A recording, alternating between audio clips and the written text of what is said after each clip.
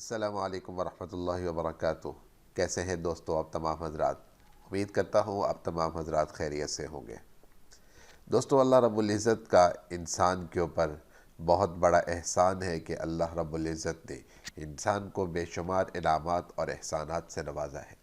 اور اللہ رب العزت نے ان تمام انعامات اور احسانات کے بدلے میں انسان سے یہ مطالبہ کیا ہے کہ وہ اس کا شکر ادا کرے اور ان کی نعمتوں کا کفران نہ کرے۔ اور قرآن کریم میں اللہ رب العزت فرماتے ہیں کہ اگر تم میرا شکر ادا کرو گے تو میں تمہیں مزید اور بھی دوں گا۔ دوستو، جو لوگ کفران نعمت کرتے ہیں اللہ رب العزت ان کو بہت ہی زیادہ ناپسند کرتے ہیں، اور اللہ رب العزت ان لوگوں کو اور زیادہ سے زیادہ ڈھیل دیتے ہیں تاکہ وہ اللہ کی کفران نعمت کرتے رہے، تاکہ ایسا وقت آئے کہ اللہ ان کو انہی نعمتوں کے اوپر پکڑ لے۔ تو دوستو، آج بھی میں آپ حضرات کے سامنے قرآن کریم کا ایک ایسا ہی واقعہ ذکر کرنے والا ہوں کہ جس میں اللہ رب العزت نے کافر اور مومن کی مثال بیان فرمائی، اور اللہ نے فرمایا کہ کافر کو ہم نے دنیا میں بے شمار انعامات دے رکھے تھے، جبکہ اس کے مقابلے میں مومن کے پاس کچھ بھی نہ تھا، لیکن پھر بھی اس کافر کے اوپر اللہ کا عذاب نازل ہوا۔ تو دوستو، بات شروع کرنے سے پہلے آپ سے درخواست ہے کہ اگر آپ نے ابھی تک چینل دا نالج سبسکرائب نہیں کیا تو پلیز اسے سبسکرائب کر لیجئے، اور ساتھ لگے ہوئے بیل کے آئیکن کو ضرور دبا دیں تاکہ آپ کو ہر آنے والی نئی ویڈیو کا نوٹیفیکیشن ملتا رہے۔ اللہ رب العزت نے قرآن کریم میں 15ویں پارے کے اندر 2 افراد کا ذکر فرمایا، اور فرمایا کہ ان میں سے ایک شخص ایسا تھا جو کہ بہت ہی زیادہ مالدار تھا، انگوروں کے باغ، ارد گرد کھجوروں کے درخت، درمیان میں کھیتی، پھلدار درخت، ہری بھری بیلیں، کھیتے سرسبز، پھل پھول، کسی قسم کے نقصان کا کوئی ڈر نہیں، اور پاس سے نہر بھی جاری تھی۔ جبکہ اس کے مقابلے میں ایک مومن شخص تھا جس کے پاس یہ تمام نعمتیں میسر نہیں تھی۔ ایک فاجر شخص کی تمنا یہی ہوتی ہے کہ اسے مال ملے، اسے عزت ملے، اسے اولاد ملے، اور یہ ساری کی ساری نعمتیں اللہ نے اسے دے رکھی تھی۔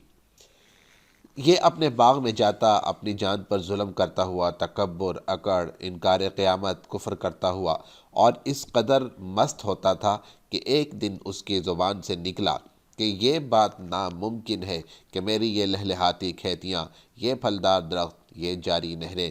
یہ کبھی فنا ہو جائیں۔ حقیقت یہ تھی کہ یہ اس کی کم عقلی، بے ایمانی اور دنیا میں اس کی مصروفیت اور اللہ کے ساتھ کفر کی وجہ تھی۔ اس لیے شاید وہ یہ کہہ رہا تھا کہ میرے خیال میں تو اب قیامت آنے والی ہی نہیں ہے، اور اگر قیامت آ بھی گئی تو میں ظاہر ہے اللہ کا اتنا زیادہ پیارا ہوں، ورنہ وہ مجھے اس قدر مال و متاع کیسے دیتا، تو وہاں بھی وہ مجھے اس سے بہتر ہی عطا فرمائے گا۔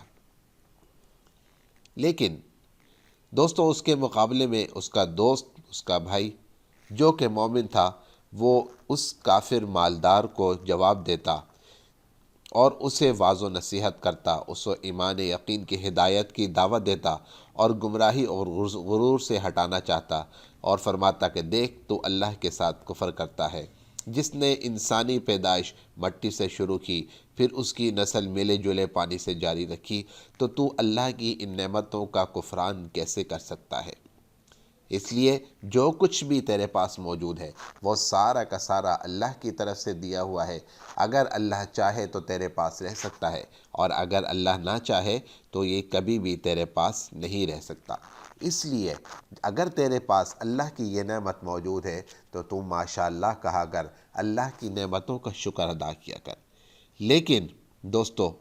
وہ اس بات پر اڑا رہا کہ نہیں، ایسا نہیں ہو سکتا، اللہ نے جو کچھ مجھے دے رکھا ہے میں نے اپنے بل بوتے پر لیا، اور میں اللہ کا بہت ہی محبوب ہوں، اور تم چونکہ مفلس ہو اور تم اللہ کے پسندیدہ نہیں ہو، اس لیے اللہ نے تمہیں انعام و اکرامات سے نہیں نوازا۔ دوستو، پھر یہی ہوا کہ اللہ رب العزت نے اس شخص کے اوپر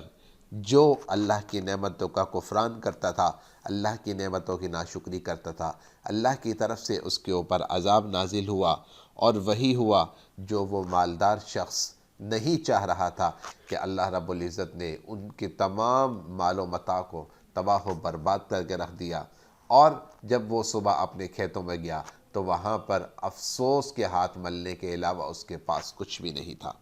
اور وہ اس موقع پر آرزو کرنے لگا کہ کاش میں اللہ کے ساتھ کسی کو شریک نہ ٹھہراتا، اور جن چیزوں پر وہ فخر کرتا تھا وہ کوئی بھی چیز اس وقت اس کے کام نہ آئی، اور وہ صرف اور صرف افسوس ہی کرتا رہا۔ تو دوستو، اگر اللہ رب العزت نے انسان کو کسی نعمت سے نوازا ہے تو اس کا یہ مطلب ہرگز نہیں کہ وہ اللہ کی ان نعمتوں کی ناشکری کرے اور اس شخص کو برا بھلا یا نیچ اور کم تر سمجھنا شروع کر دے جس کے پاس وہ نعمت موجود نہ